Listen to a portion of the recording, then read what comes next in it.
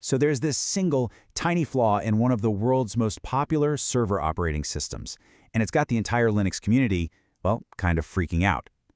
We're going to break down exactly what this critical CentOS 9 vulnerability is, and really why it's such a massive deal. I mean, think about it. It's the kind of question that keeps developers and sysadmins up at night, right? In a massive project, we're talking millions of lines of code. Can just one, tiny mistake really hand an attacker the keys to the entire kingdom? Well, the answer, unfortunately, is a big, resounding yes. Turns out there's a very specific flaw in the CentOS 9 kernel's networking subsystem that can take any ordinary user and instantly make them root. And if you know Linux, you know that means they have absolute control over the machine. Game over.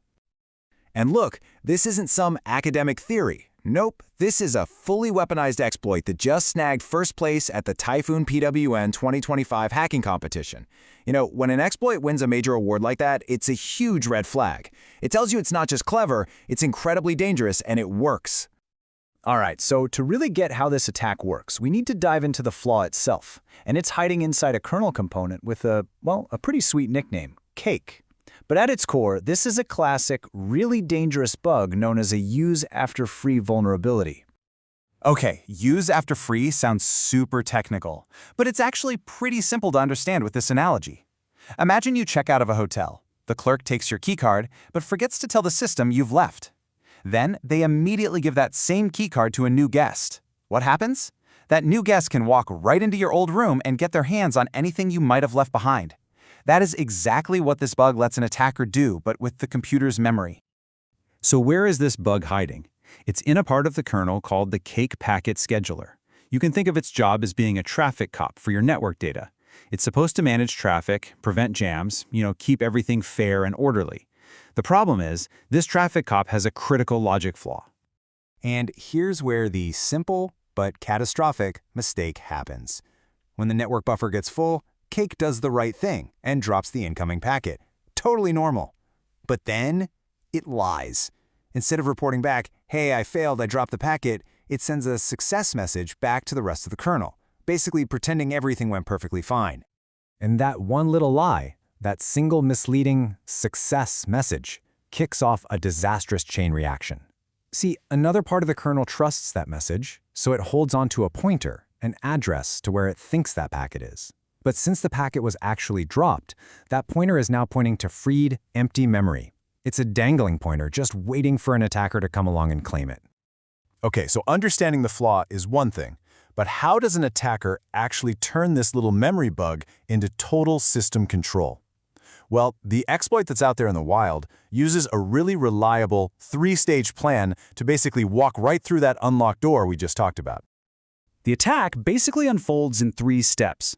First, they have to get around a modern security feature called KSLR, which hides where the kernel is in memory. Think of it as finding the hotel's secret floor plan. Second, they do something called heap spraying. This is where our hotel analogy comes back in.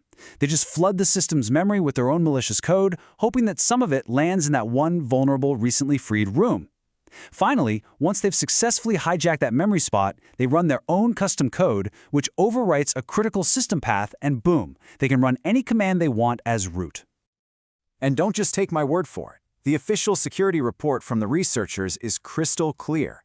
They say, quote, "The exploit grants full privileged access on any unpatched CentOS 9 system where the Cake Scheduler module is loaded.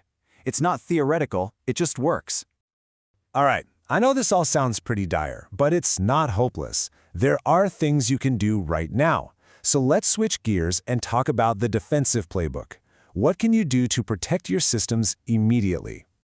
And we need to be clear about how urgent this is. The exploit code isn't a secret, it's public, it's out there for anyone to grab. Meanwhile, even though the vendor was told about this over 90 days ago, an official patch is still in progress. What does that mean for you? It means right now, your only defense is to take matters into your own hands. So what should you actually do?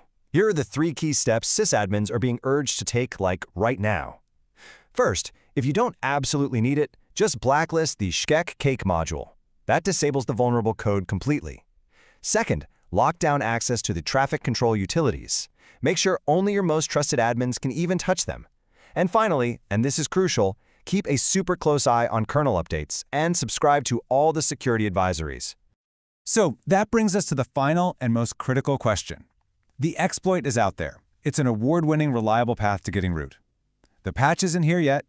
The only real question left is your defense ready?